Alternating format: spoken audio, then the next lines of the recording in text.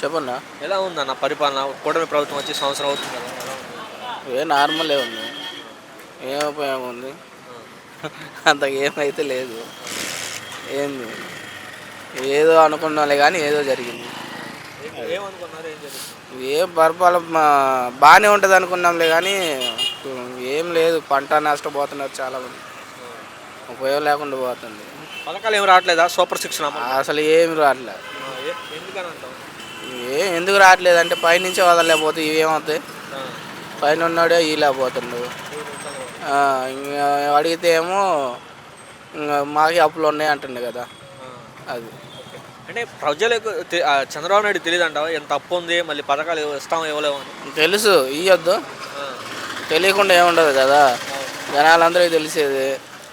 జనాల మీదే దోస్తుండు కదా పథకం కూడా. అది ఎన్నో పెట్టిండు పథకాలు. ఇంటికి 15,000 అన్నాడు, అమ్మాయికి 15,000, ఎంతమంది ఉంటే అంత 15,000 అన్నాడు. ఒక్కల మంది చేరలా. ఆ పింఛన్ల మటుకు వస్తున్నాయి అంతే. అది ఇంకా చెప్పుకునేది కాదు. డైలీ వచ్చేస్తున్నారు, పోతున్నారు. ఏం ఉపయోగం లేదు. అది ఒక శిక్షణ వదిలింది కదా, అందే వాళ్ళకి అందుతున్నాయి. అది అందుకే రావట్లా. అంటే ఇప్పుడు ఈ రాష్ట్రంలో రైతుల పరిస్థితి ఎలా ఉంది?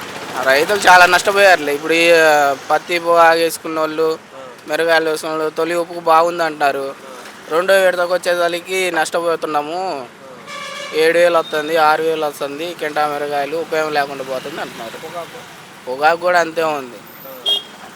గతంలో జగన్మోహన్ రెడ్డి ఉన్నప్పుడు ఇంకా అది బాగానే ఉంది, చాలా వరకు పర్వాలేదు అనిపించింది. పర్వాలేదు.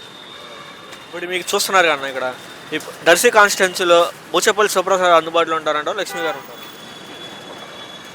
బూచేపల్లి ఉంటానే ఉన్నాడు. ఎవరు పిలిచినా వెళ్తానే ఉంటాడు. ఇబ్బంది ఏం లేదు బూచేపల్లి వల్ల.